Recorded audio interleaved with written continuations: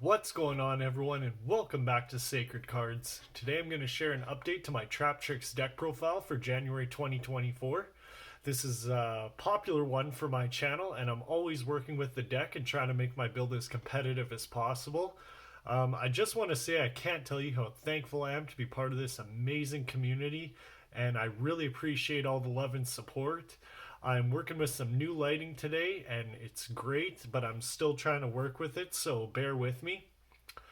Yeah, this 40 card list, it does what Traptrix does best, and yeah, well, with all that said, I'm gonna go through my deck list and let's get right on into it.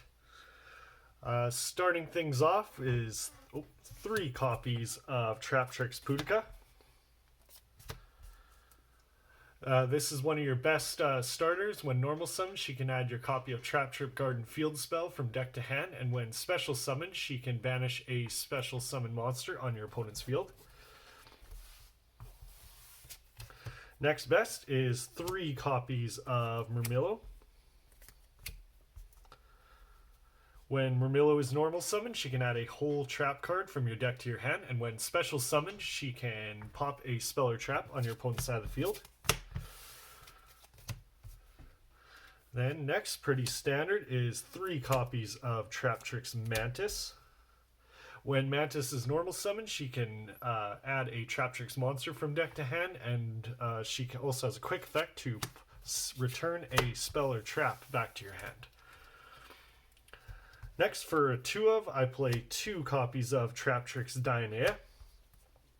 Dionea is great because when normal summoned, she can return a Traptrix monster from the graveyard, special summon it in defense position, and when special summoned, she can return a whole trap card from the graveyard and set it. Next is a new ratio I've been testing. I really love it. 1 Arachnocampa, 1 Vesiculo. I swapped 1 Arachnocampa for 1 Vesiculo. Arachnocampa is one of the best extenders as she can special summon herself in the hand if you control another Traptrix monster. Her other effect can protect all your set back row the first time they might be destroyed.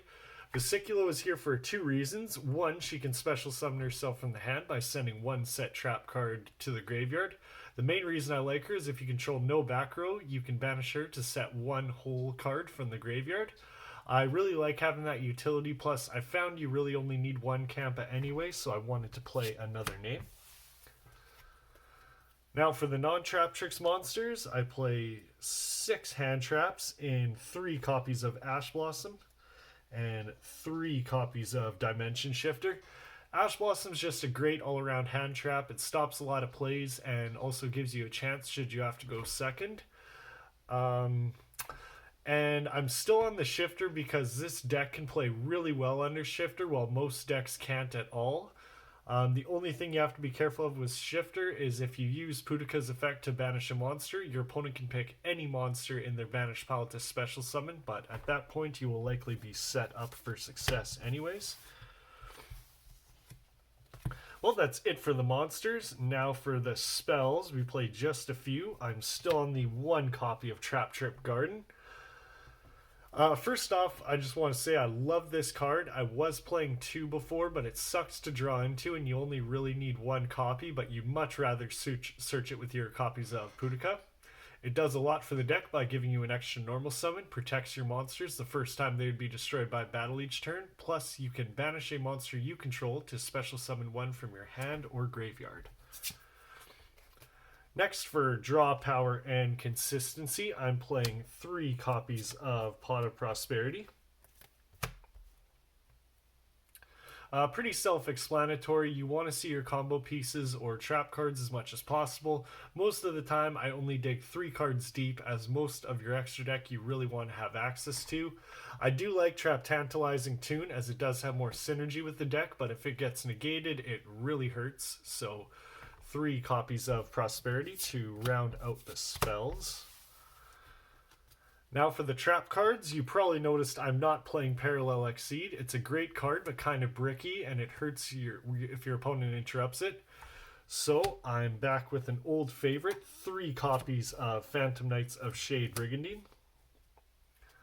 Much better option in my opinion. I'd rather see more of these in my hand than Parallel Exceed.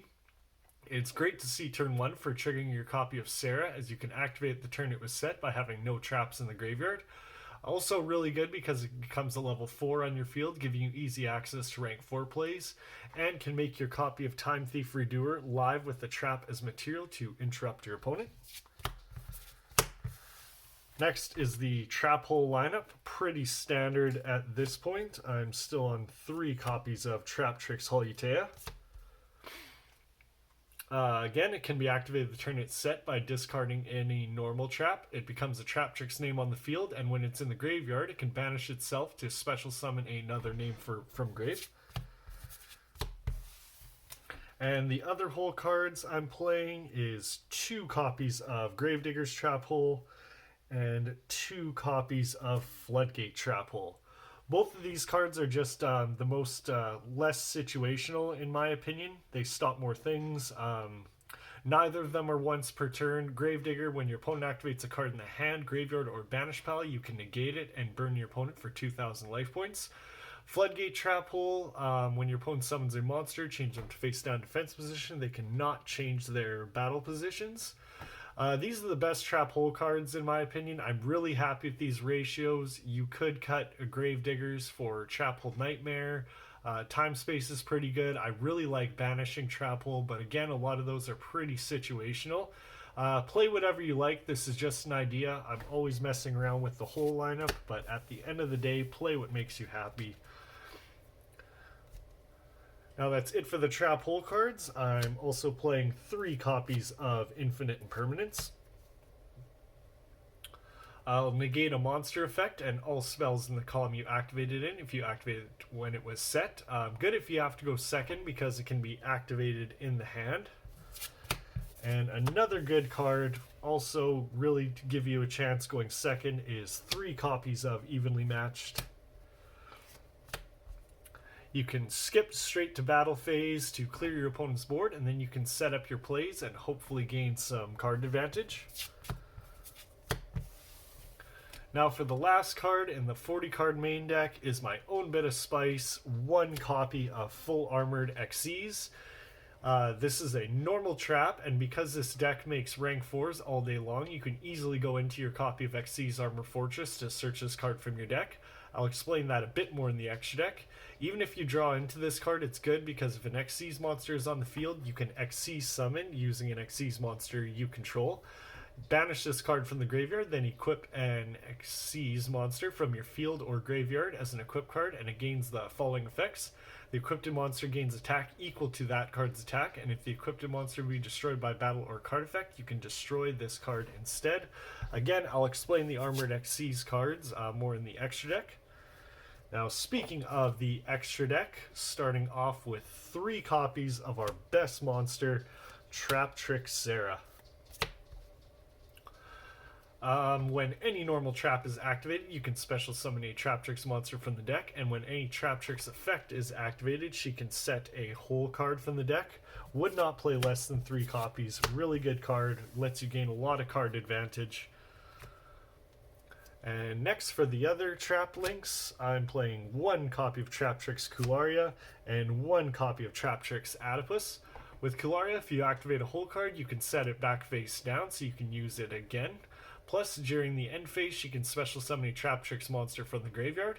With Adipus, she will boost all your monsters' attack by 1,000, and once per turn, you can target cards your opponent controls up to the number of insect plant monsters you have, negate their effects, banish any normal trap from your graveyard to destroy one of those cards. And the last link monster I play is 1 copy of SP Little Knight. If you don't have SP, you can play anything else.